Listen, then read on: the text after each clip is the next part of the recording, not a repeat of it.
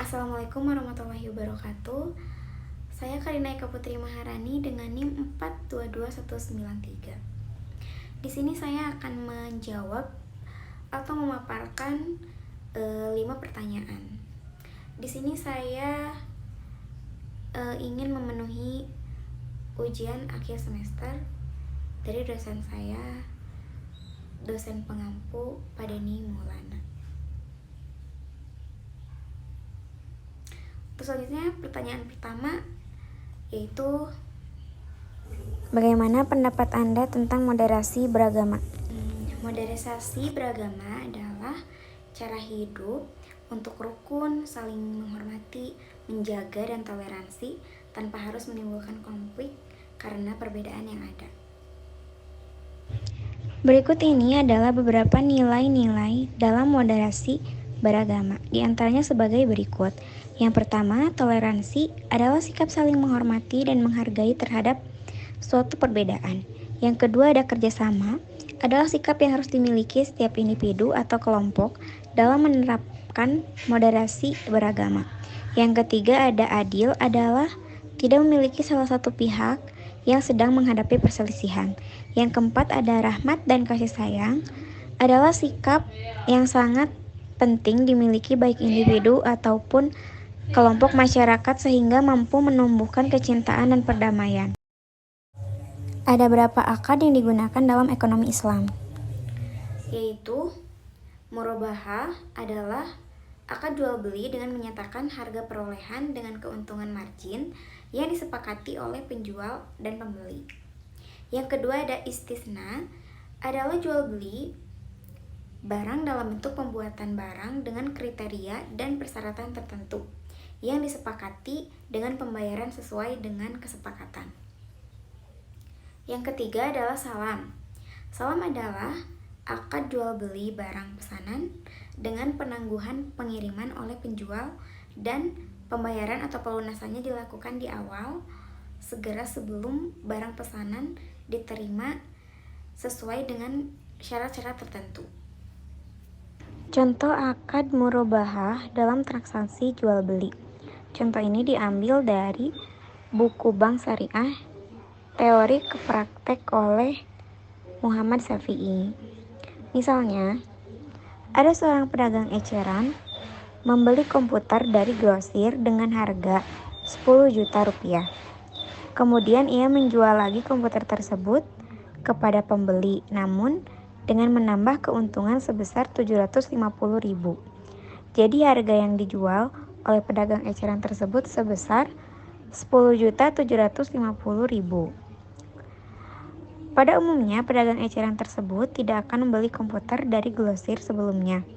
Ada pesanan dari calon pembeli yang sudah sepakat soal lama pembayaran, besar keuntungan yang akan diambil oleh pedagang eceran, dan besar angsuran bila memang pembeli membayarnya secara diangsur. Ceritakan pengalaman Anda yang berkaitan dengan kerukunan antar umat beragama. Contohnya diantaranya itu menolong korban bencana alam dan orang yang tertimpa musibah, ada bekerja sama membersihkan tempat-tempat umum seperti masjid, jalan-jalanan desa.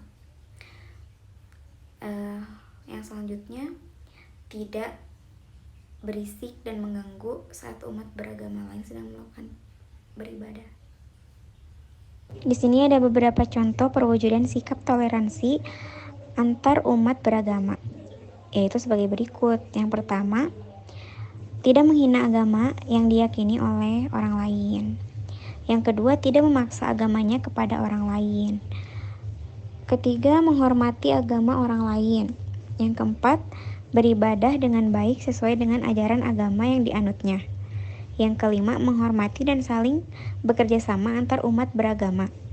Yang terakhir, menjaga kerukunan antar umat beragama. Jelaskan menurut pemahaman Anda terkait konsepsi Ibnu Miskawai tentang pendidikan akhlak. Ibnu Miskawai berpendapat dalam kitab Tajdid al-Akhlaq bahwa pendidikan akhlak adalah pendidikan yang difokuskan untuk mengarahkan. Sebutkan rencana Anda supaya tidak melakukan tindakan korupsi. Poin penting dari definisi pendidikan akhlak menurut Ibnu Miskawai adalah mengarahkan tingkah laku manusia. Ibnu Miskawai menyatakan bahwa umumnya kepribadian manusia yang seharusnya dibentuk melalui teori The Golden Man ada 4 karakter. Pertama ada al-ifat, yang merupakan dasar bagi development karakter baik pada manusia. Selanjutnya al-sajaat, yaitu keberanian. Ketiga al-ilikmat, berarti kedermawanan.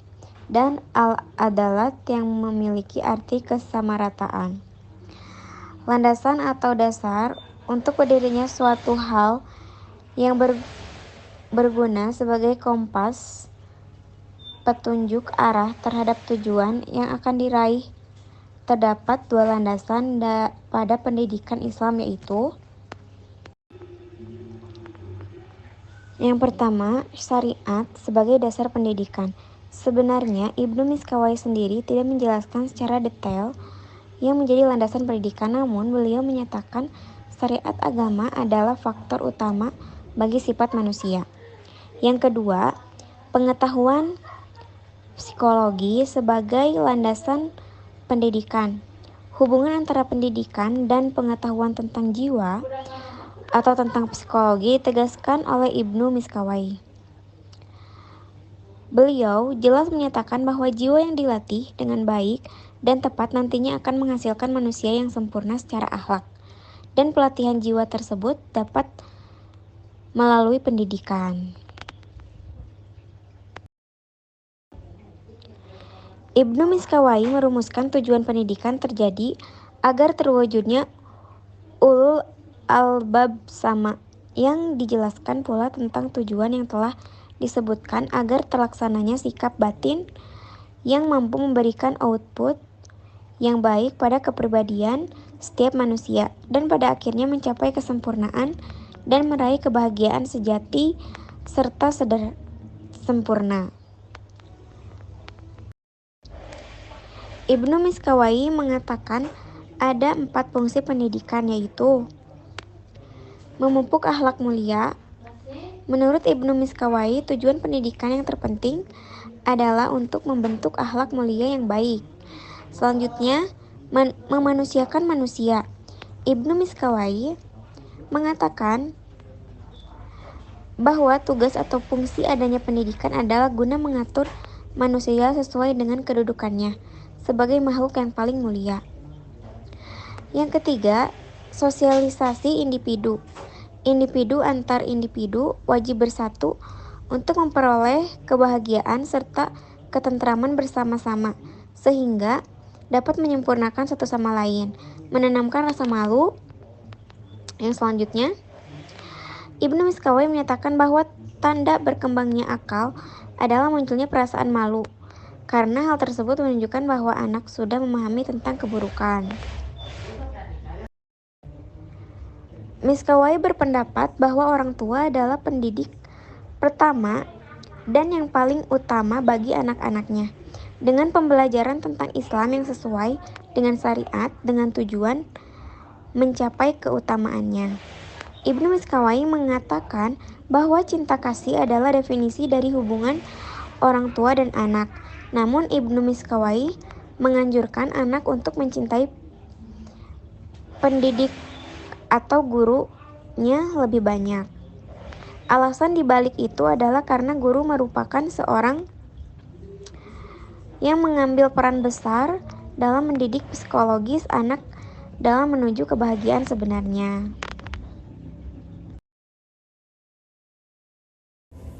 Sebutkan rencana Anda supaya tidak melakukan tindakan korupsi.